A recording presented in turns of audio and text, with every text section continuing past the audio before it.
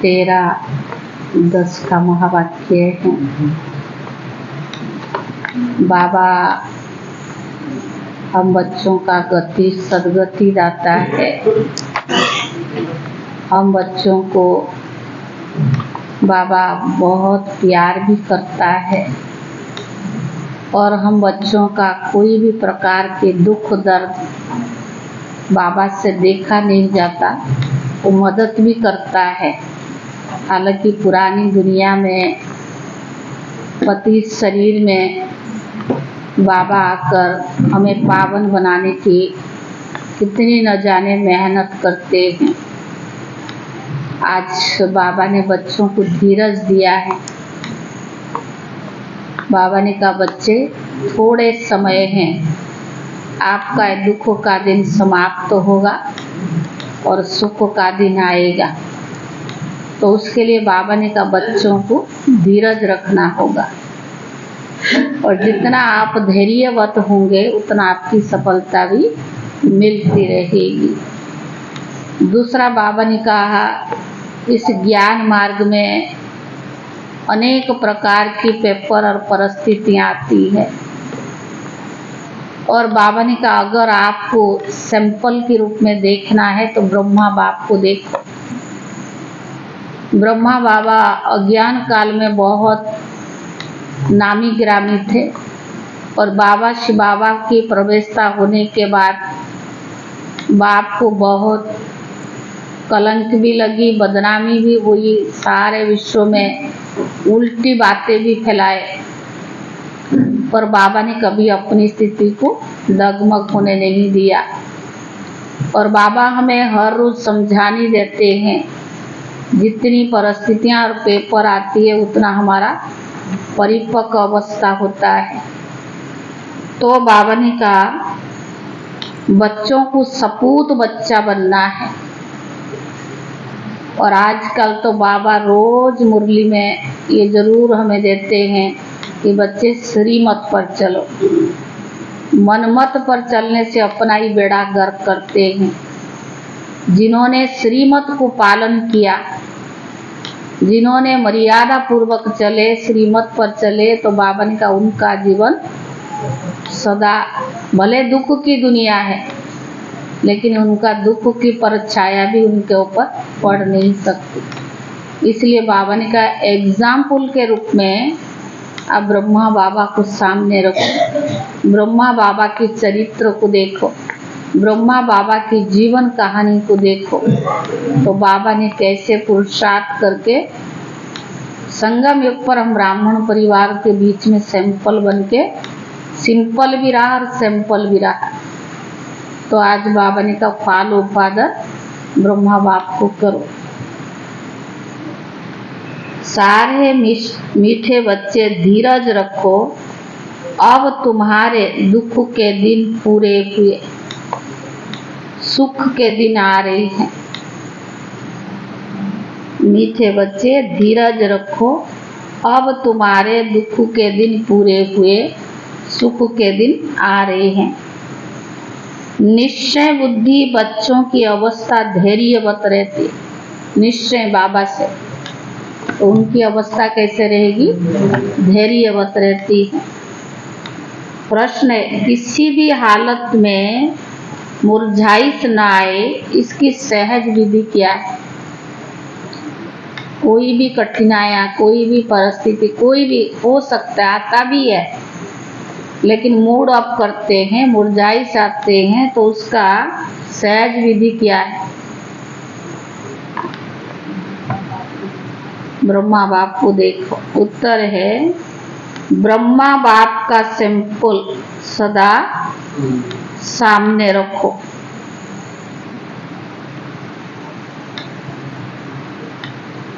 इतने ढेर बच्चों का बाप, यज्ञ की स्थापना में कितने बच्चे आए, कितने ढेर बाबा के बच्चे, कोई सपूत बच्चे तो कोई कपूत, कोई सर्विस करते, कोई डिसर्विस करते, सब एक जैसे नहीं है। अपनी कर्मों का फल तो खुद उनको भोगना ही है, पर कोई सर्विस करता जितना सेवा नहीं करते उससे कई डिसर्विस भी करते हैं। कोई कपूत भी है तो कोई सपूत भी है। फिर भी बाबा कभी मुरझाते नहीं, घबराते नहीं। फिर तुम बच्चे क्यों मुरझा जाते? पूछ रहा बाबा के ऊपर तो न जाने कितनी परिस्थितियां आई ना, फिर भी बाबा कभी मुरझाते नहीं, घबराते नहीं। फिर तुम बच्चे क्यों मुरझा जाते हो? तुम्हें तो किसी भी हालत में मुरझाना नहीं। गीत है धीरज धर मनुआ। ओम शांति। धीरज धर मनुआ किसको कहा जाता है? हाँ? बाबा ने कहा धीरज धर मनुआ मनुष्य को ही तो कहा जाता है ना। मन बुद्धि आत्मा में है, ये आत्मा को कहा जाता है। तो बाबा ने कहा आत्मा के सिवाय परम पिता परमात्मा के और कोई कह न सके धीरज धर। वो माता जी उसको बोला आप आगे बैठो ना, पीछे क्यों बैठे? आगे बैठिए, ऋतु के पीछे जो बैठे आप आगे बैठिए। जो आते इतनी जगह पड़ी है, आगे बैठना चाहिए। तो बाबा ने कहा ये आत्मा को कहा जाता है क्योंकि अधैर्य को ही धैर्य दिया जाता है। जो अधैर्य है उनको धैर्य दिया जाता है। दुखी है इसलिए बाबा धैर्य देने के लिए, सुख देने के लिए बाप आए हुए हैं।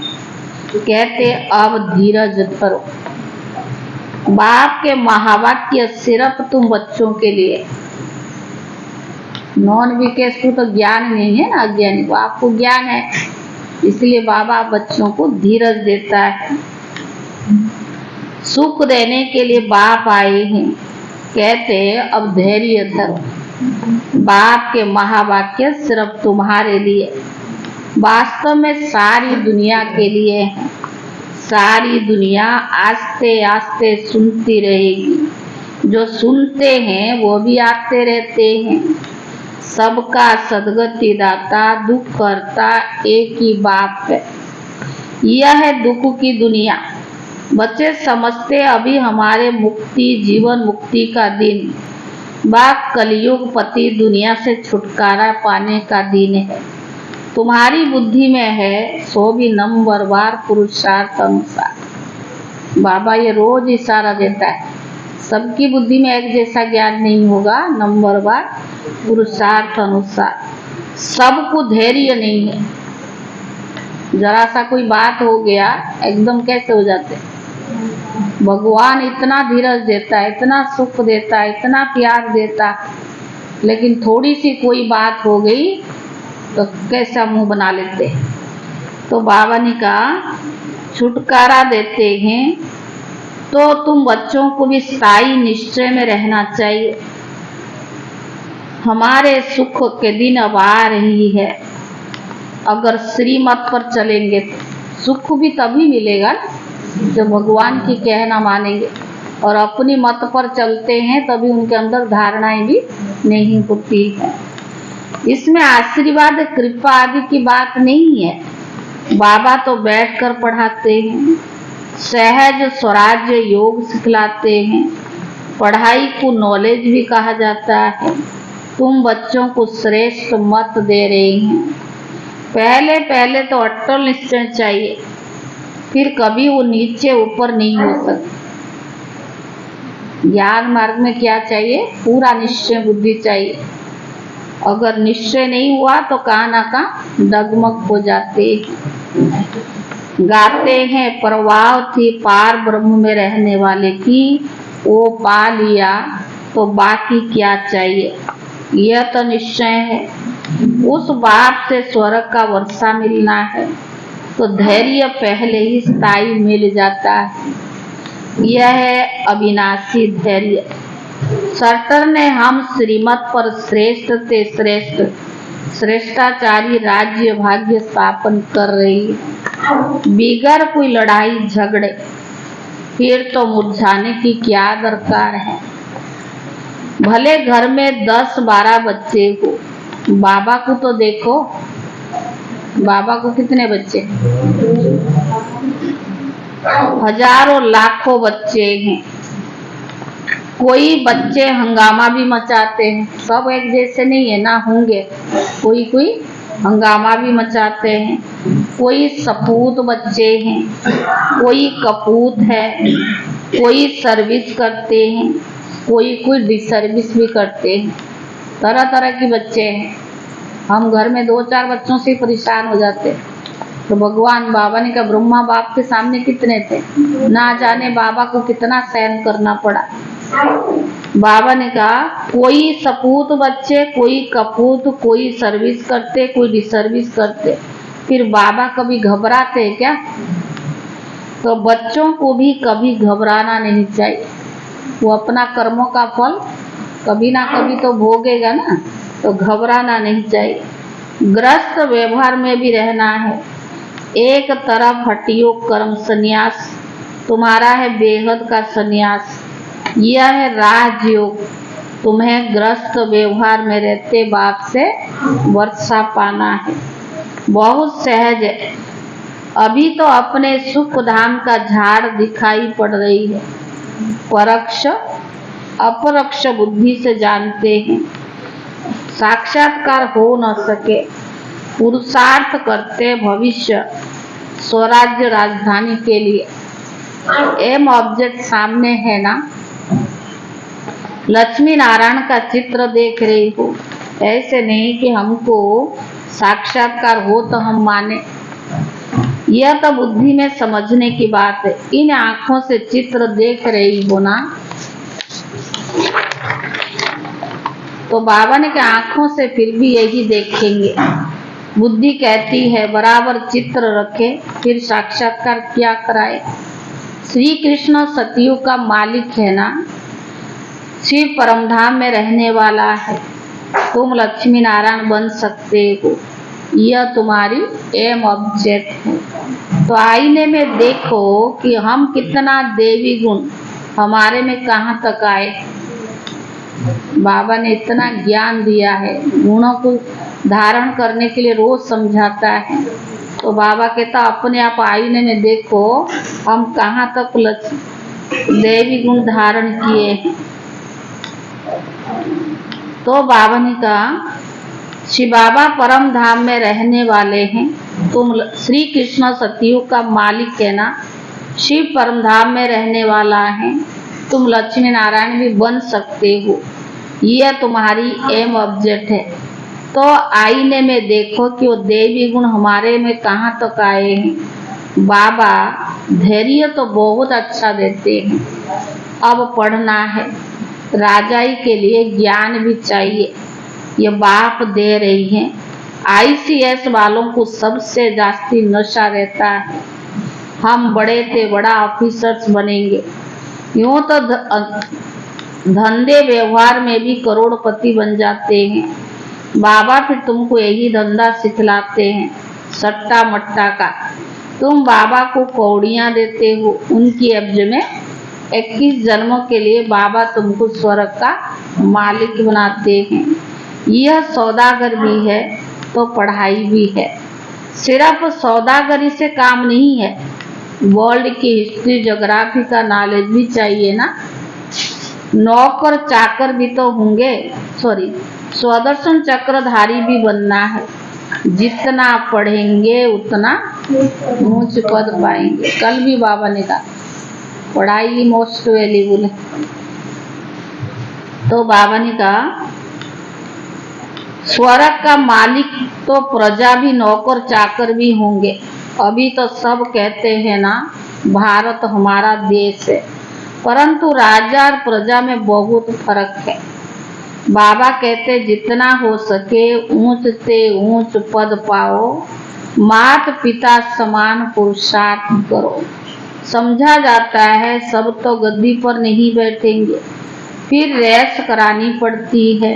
नंबरवार पुरुषार्थ अनुसार ही राजा ही पाएंगे।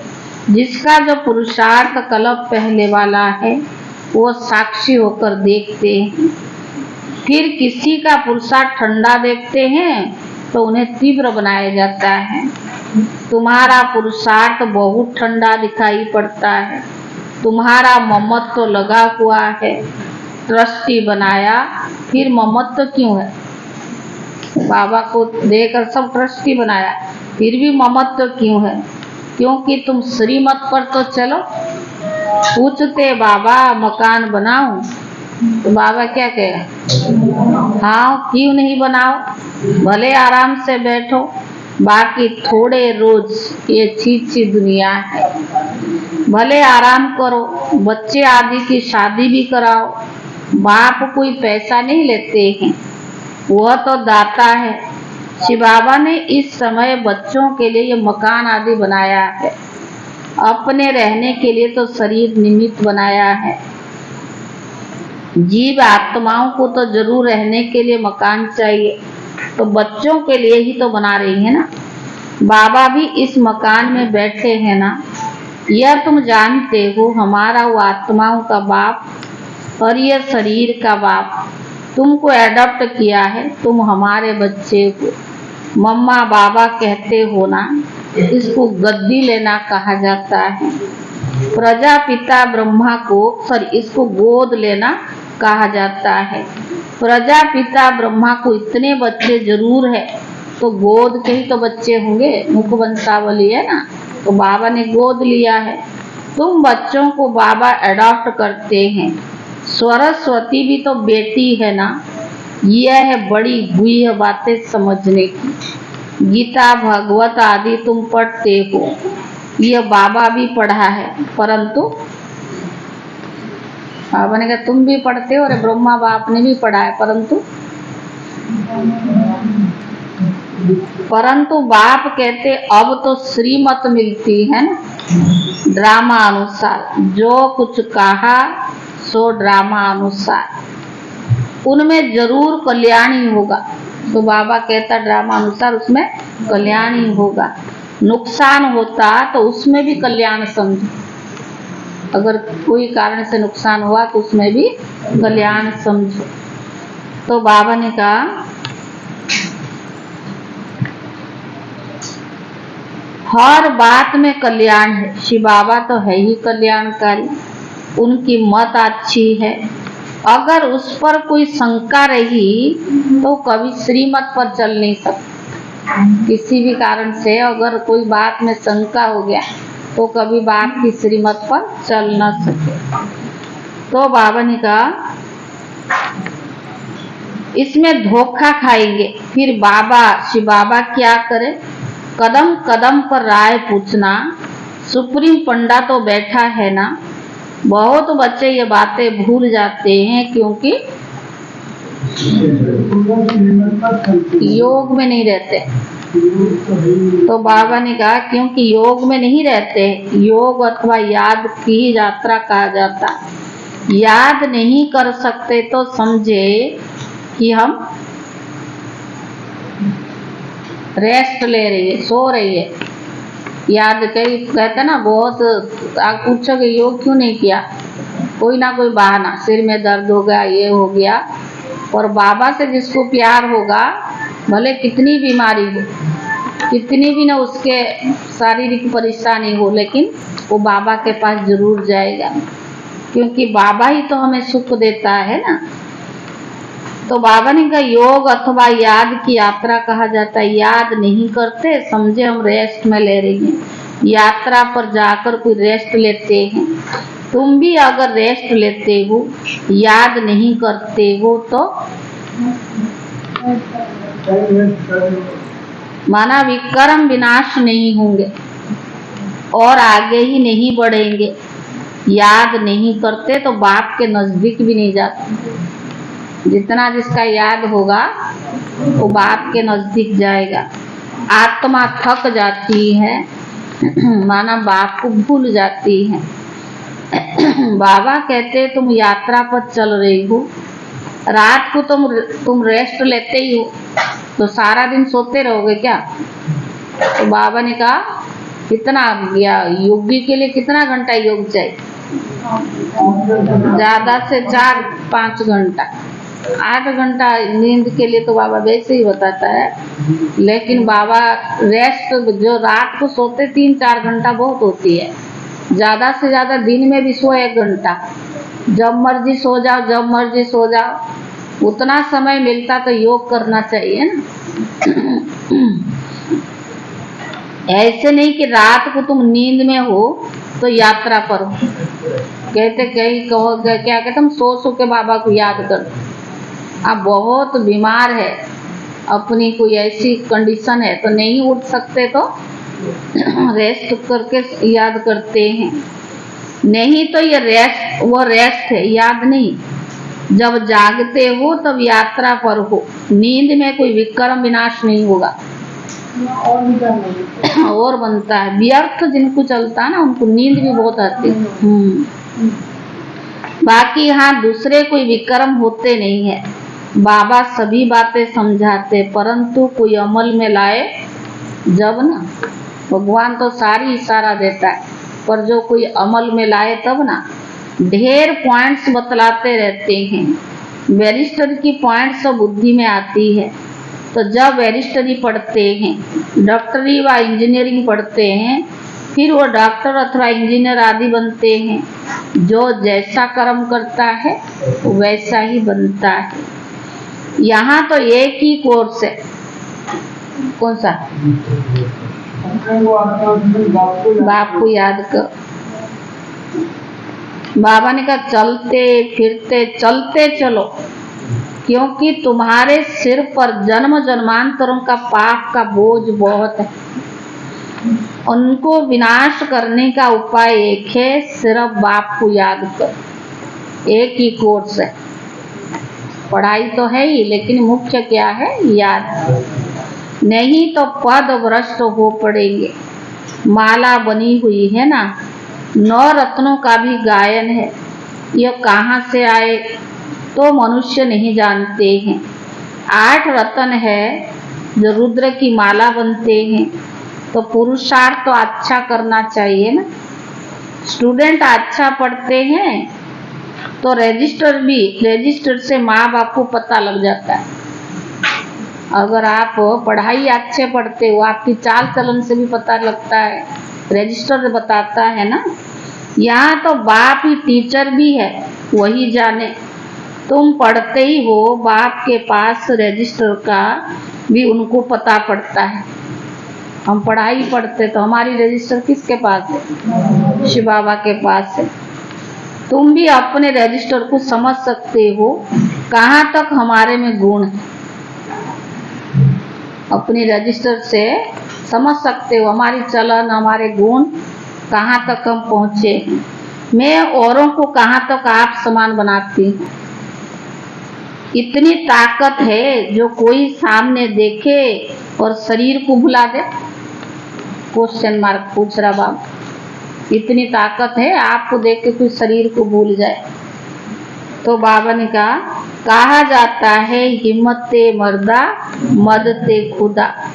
बाप बहुत मदद देते हैं, तुम भी मदद दो योग की। बाबा तो हमको हर समय मदद करता है, लेकिन हम बाबा को कौन सा मदद दें? योग। सवेरे से शाम तक जब भी टाइम मिलता है क्या करना है? योग। बाप को चाहिए पवित्रता की मदद, योग की मदद और पवित्रता की मदद। सारी पति दुनिया को पावन बनाना है योग बल से। जितना जितना जो योग की मदद देंगे उतना, जो पढ़े वो मत सुनाओ, जो जितना जितना भगवान किसमें राजी होता है? जितना जितना पढ़े, बाबा ने कहा जितना योग की मदद देंगे उतना बाबा खुश होंगे। ऐसे बच्चों को देख करके बाबा खुश होता है। ये बाबा के लिए मदद व अपने लिए पूछ रहा बाबा। अपने लिए भी तो है ना, अपना ही विक्रम विनाश होता है। तुम जितना पढ़ेंगे उतना ऊंच पद पाएंगे, जितना याद करेंगे उतना मुझे पवित्रता की मदद करेंगे। मैं आया हूँ तुमको पतित से पावन बनाने, पावन दुनिया के लिए। पतित और पावन यहाँ तो बनते हैं, वह तो है ही निराकारी दुनिया। गाते भी है पतित पावन आओ। समझते नहीं कि पावन दुनिया किसको कहा जाता। सीता को रावण की जेल से दुख से छुड़ाया जाता है, फिर सुख चाहिए ना। औरों को शांति बहुत मिलती है, सुख थोड़ा मिलता है। माना जो जितना योग करते नहीं करते, माना जो मुक्ति में जाने वाले अज्ञानी, हाँ, वो शांति धाम में रहते हैं। तो बाबा ने कहा समझते नहीं कि पावन दुनिया किसको कहा जाता है। तुमको सुख भी बहुत मिलता है तो दुख भी बहुत मिलता है। पिछाड़ी में जो आत्माएं आती है, थोड़ा पाठ बजाए वापस चली जाती है। एक दो जन्म लेती है, थोड़ा समय आया यह गया। तुम्हारे तो 84 जन्म की बात है। बाबा ने कहा मैक्सिमम 84 जन्म, मिनिमम 1 जन्म तो लेते ही हैं। उनकी 1-2 जन्म की बात है। तुम 84 जन्म को जानते हो। चक्कर को जानने से चक्रवर्ती राजा बनते हो। वह थोड़ी बन सकेंगे, उनके लिए भी ज्ञान चाहिए। यह ज्ञान तुम्हारे लिए है, जिन्होंने कल्प पहले ज्ञान लिया। अब तुमको पुरुषार्थ करना है। पुरुषार्थ का समय अभी है और तुम्हारे लिए ही पुरुषार्थ की बात है। देवी देवता धर्म बहुत सुख देने वाला है। इतना सुख और कोई दे न सके। यह अनादि ड्रामा बना हुआ है। सभी को ही तो हीरो हीरोइन का पाठ मिल सकता है। किस्म किस्म के मनुष्य है, उनमें भी अच्छे बुरे अनेक प्रकार के हैं। श्रेष्ठ से श्रेष्ठ देवी देवता है। श्रेष्ठ उन्हों को कहा जाता है। वह तो सतयुग में नहीं होते हैं, सतयुग में ही होते हैं। उन्हों के भी चित्र है, परंतु वो कैसे बने ये नहीं जानते। कोई तो फिर कहते श्री कृष्ण हाजिरा हजूर, भगवान भी हाजिरा हजूर है। इन सब बातों को तुम समझ गए हो। यह तो एम ऑब्जेक्ट बहुत अच्छी है समझाने के लिए। सबको निमंत्रण भी जरूर देना है। अखबार से सबको निमंत्रण मिल रहा है, बाकी अभी टाइम बहुत थोड़ा है। तो बाबा ने कहा अब तक बच्चे यात्रा करते करते थक जाते हैं तो बैठ जाते हैं। माया के तूफान सहर नहीं कर सकते। थोड़ा कोई परिस्थिति आती है, बैठ जाते, थक जाते। युद्ध के मैदान में माया जरूर पकड़ेगी। रुस्तम से रुस्तम होकर लड़ेगी। जोर से तूफान भी आएंगे। फिर कहते जब से ज्ञान में आया हूँ ना, तब से बहुत बिगन पड़े। ऐसे कईयों के संकल्प आते, जब से ज्ञान में आए तब से बहुत बिगन पड़ते। तो बाबा ने कहा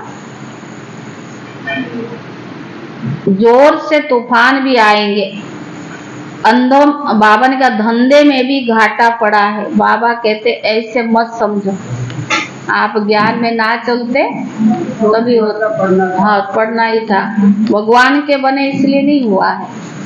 ज्ञान में आए तो विघ्न पड़ते। यह तो दुनिया में होता ही रहता है, इनसे क्या डरना नहीं है। कभी शुक्र की दशा, कभी राहु की दशा, कभी किसकी दशा बैठती। चलते चलते फां हो जाते हैं। राहु की दशा कड़ी होती है, माया खा जाती है तो काले के काला बन जाते हैं। माया थापड़ लगाए एकदम काला मुंह कर देती है। माया की भी जीत होगी, सिर्फ बच्चों की जीत हो, फिर तो राजधानी स्थापन हो जाए। उस्ताद को भूल जाते तो माया थापड़ मारती है। ऐसे रूहानी साजन को सजनी भूल जाती है। ये बंडर है ना। भगवान को भी बंडर लगता है। फिर रूहानी साजन को सजनी भूल जाती है, बाबा को बंडर लगता है। अच्छा मीठे मीठे सिकी ले दे बच्चों प्रति, माता पिता बाप दादा का याद प्यार और गुड मॉर्निंग। रूहानी बाप की रूहानी बच्चों को नमस्ते। रूहानी बच्चों की तरफ से रूहानी बाप दादा को याद प्यार और नमस्ते नमस्ते। धारणा के लिए मुख्य सार। पहला, योग बल से पति दुनिया को पावन बनाने में बाप का मददगार बनना है। योग बल से पति दुनिया को पावन बनाने में बाप का मददगार बनना है। याद की यात्रा में रेस्ट नहीं लेना है। जैसे कोई कहता ना हम सो के याद करते हैं, तो बाबा ने कहा सोना हुआ, उसको याद नहीं कहेंगे।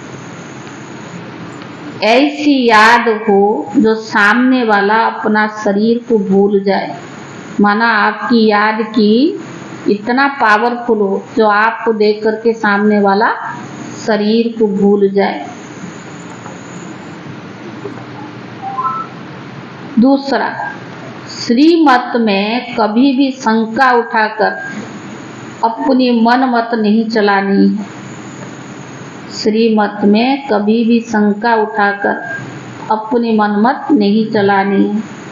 हर बात में राय लेते उसमें अपना कल्याण समझकर चलना है। हर बात में राय लेते उसमें अपना कल्याण समझकर चलना है। वरदान, सहयोग की शुभ भावना द्वारा रूहानी वायुमंडल बनाने वाले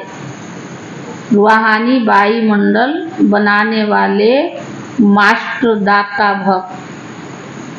सहयोग की शुभ भावना द्वारा रूहानी वायुमंडल बनाने वाले मास्टर दाता भव। जैसे प्रकृति अपने वायुमंडल के प्रभाव का अनुभव कराती है, जैसे प्रकृति अपने वायुमंडल के प्रभाव का अनुभव कराती है, कभी गर्मी कभी सर्दी, ऐसे हैं, ऐसे आप प्रकृति जित सदा सहयोगी सहज योगी आत्माएं अपनी शुभ भावना द्वारा रूहानी वायुमंडल बनाने में सहयोगी बनो। हमारी इतनी शुभ भावना हो, शुभ कामनाएं हो, जो जहाँ हम रहते वहाँ की वायुमंडल बनाने के हम निमित्त है। तो बाबा ने कहा वायुमंडल बनाने के सहयोगी बनो। वो ऐसा है, वह ऐसा करता है, ये नहीं सोचो, नेगेटिव नहीं सोचो, सब अच्छा है। मेरे में 10 अवगुण होगी तो 15 गुण भी होगा, तो सिर्फ मैं गुणवान हूँ, दूसरा अवगुण है, ये नेगेटिव नहीं सोचना चाहिए। उससे वायुमंडल पर भी फर्क पड़ता है। कैसा भी वायुमंडल है, व्यक्ति है, मुझे उन्हें सहयोग देना है, इतनी निर्माणता चाहिए। व्यक्ति कैसा भी हो, वायुमंडल कैसा भी हो, पर मुझे सहयोग देना है। दाता के बच्चे सदा दाता है। स्थूल धन की बात नहीं है या स्थूल चीजों की बात नहीं है। बाबा कहते हैं ये सूक्ष्म सहयोग वातावरण बनाने के लिए। अगर हम वातावरण बिगाड़ने के लिए भी निमित्त बनते हैं, कितना गुना पाप चढ़ता है। दाता के बच्चे सदा देते हैं, तो चाहे मनसा से सहयोगी बनो, चाहे बाचा से, चाहे संबंध संपर्क द्वारा, लेकिन लक्ष्य को सहयोगी जरूर देना है, सहयोगी जरूर बनना है। स्लोगन, इच्छा मात्रम अविद्या की स्थिति द्वारा सबकी इच्छाओं को पूर्ण करना ही कामधेनु बनना है। कामधेनु कौन बनेगा? जो इच्छा मात्रम अविद्या होगी, जिनके पास इच्छाएं है, मुझे चाहिए ही चाहिए, ये चाहिए वो चाहिए, हाँ, किसी को दे ही नहीं सकते। उनकी इच्छा सदैव लेना, मान चाहिए, शान चाहिए, प्रशंसा चाहिए। दूसरों को कोई दे या ना दे, मुझे दे। तो ऐसे दूसरों की इच्छाएं कभी पूरा नहीं कर सकते। इच्छा मात्र अविद्या की स्थिति द्वारा सर्व की इच्छाओं को पूर्ण करना ही कामधेनु बनना है। आज के अव्यक्त इशारा। आज अक्टूबर का कितना तारीख है? 13 तारीख।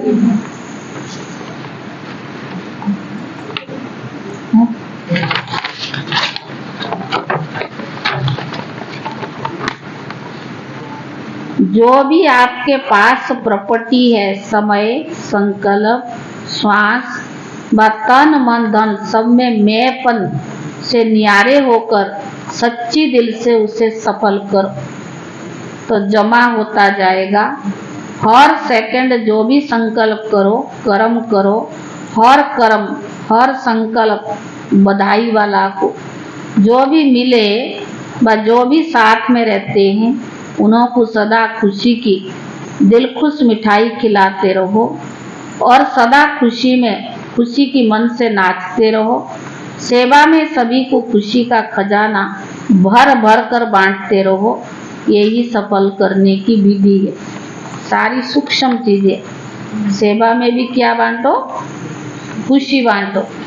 तो बाबा ने कहा यही सच्ची सेवा है।